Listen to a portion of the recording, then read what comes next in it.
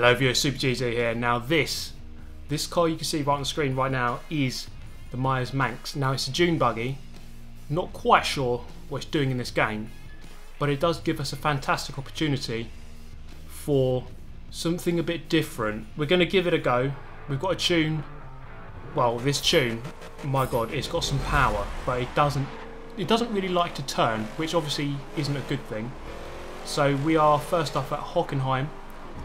You can see there the initial launch is very good. Come around the first corner, messy as always, but we are facing the correct way still. So as we come up to the second turn, you see here just how much power it's got, easily past the RX-7. Thinking about going past the Mercedes. Oh my god, Diablo out of nowhere comes weighing in, pretty much killing the entire pack. I've gone up to third place, and this BMW is just going to come flying across, and well, you can just see his name there. I'm sure he'll get some of that very soon. But as we come down towards the hairpin, then hopefully I can just unwind this car's true potential down the straight. Although I must say the top end isn't that great. It's just this brutal acceleration in lower gears. It's just mental. Now coming through the chicane, Karma actually does a good job there doing a cutback. Well, we can actually get the hammer down and check that out. Going flying past everyone straight up into second place. This should not be happening right now, but it is, and we're going to try to hold our position. First place, he's done a runner, he's gone, and we've almost been sideswiped there, but thankfully get through. We're still in second place, and we're coming up to probably the most difficult section for this car. You can see there it just doesn't want to turn. So coming into the final sector at Hockenheim. So just plenty of corners here. Now this is really where this car's going to struggle. If you get on full throttle, it basically doesn't turn. So you really have to be very, very patient on the throttle coming out the corners. You can see there the front wheels just wanting to lift up as you get on the throttle. That is really how awkward this thing is to drive. It's very difficult actually driving this thing through the last corner. It's having to be very, very patient. And you can see here, just getting the power down, it just drives away from the opposition so easily. Then into the first corner, having to get on the brakes very early, going through there, tiptoeing through there. That gap comes down, but then it opens up once again as we get our foot down the second straight, going into turn number 2, then hitting the apex. Yeah, fair enough. Got in there just about, getting a bit of a slide on. Perhaps that is the best way to get this car to rotate, is actually just to slide it around the corners. And then coming into the hairpin, so the Corvette's going to go up the inside, just tap him in the back as we exit. But you still see there, even though I tapped him in the back, still getting the run on him into the kink and getting back into second place. So this is going to be a cool little race here for second place, I think. And just going through the corner, just holding the inside line, really forcing him wide, but then there, easily going way too wide. And I'm, well, again, just going to really get the hammer down. This car's just got amazing acceleration. And they're going into the stadium section a little bit deep, all over the AstroTurf. And we are just about here going to get back into second place. A little bit deep though, making so many mistakes. The car, again, is not easy to drive. This guy is being very respectful though.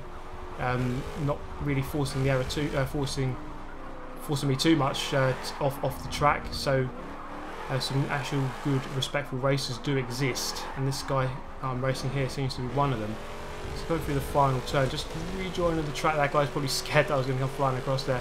The start of lap number 3 into the first corner, and we are just about hooked up with the apex, getting through there nicely.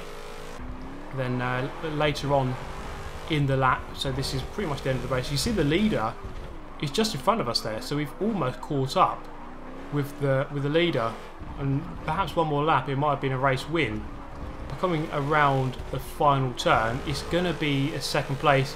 Now the guy behind me there probably could have gone past, but he seemed to be very intent on being very patient. So pole position for race number 2, Suzuka. You see there, I am absolutely gone. 200 feet gap already as we go into turn 1. Now I'm really just going to have to make the most of that gap, just really try to nail the S's, because the S's coming up here, these are probably the worst corners for this car.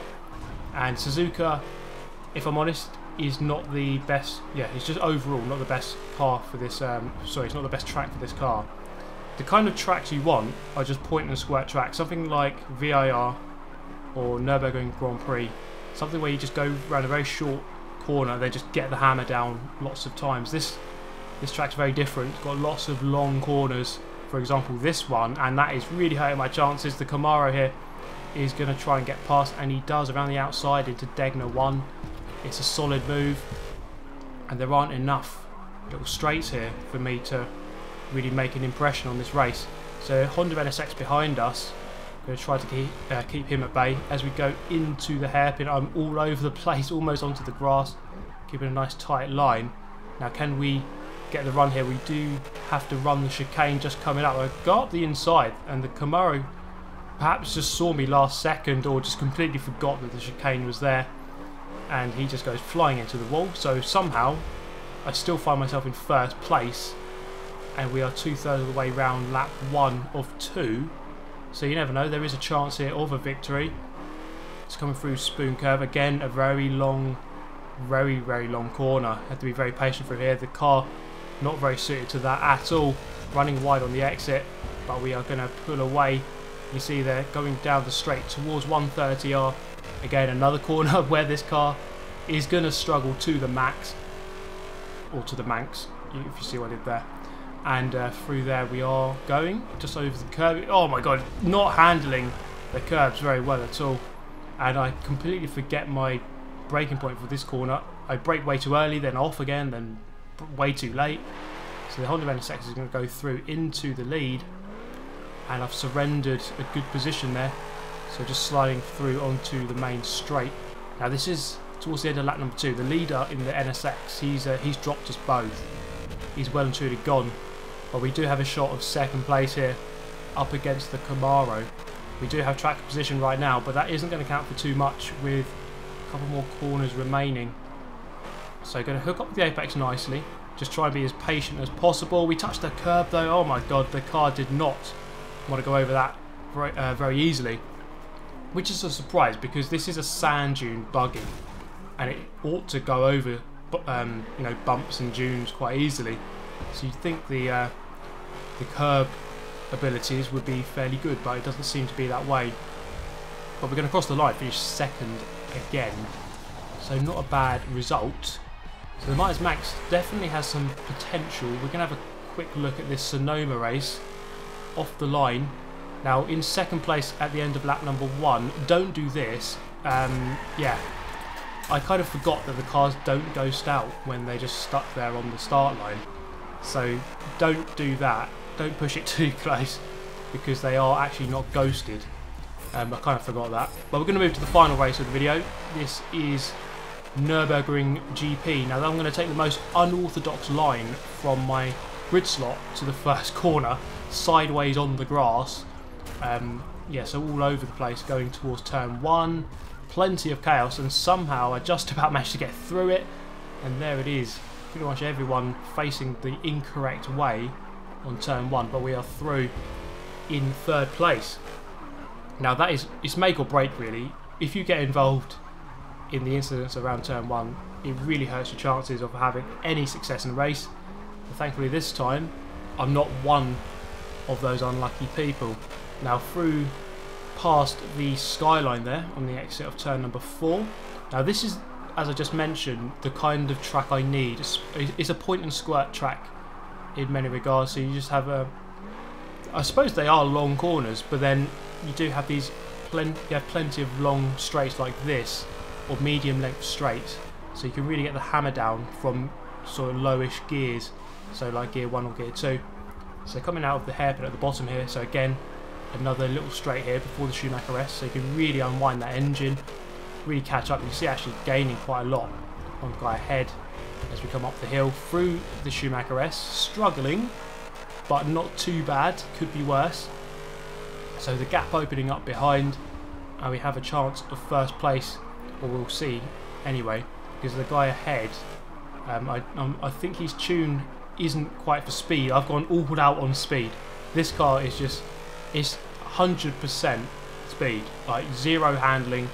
Anything that you could do to make this car quick, yeah, put it in, even if it makes your handling awful. That's basically the main story behind the tune of this car. It's actually by GTR JuularDT. Gave it a go. Turns out to be a very solid car for A-Class.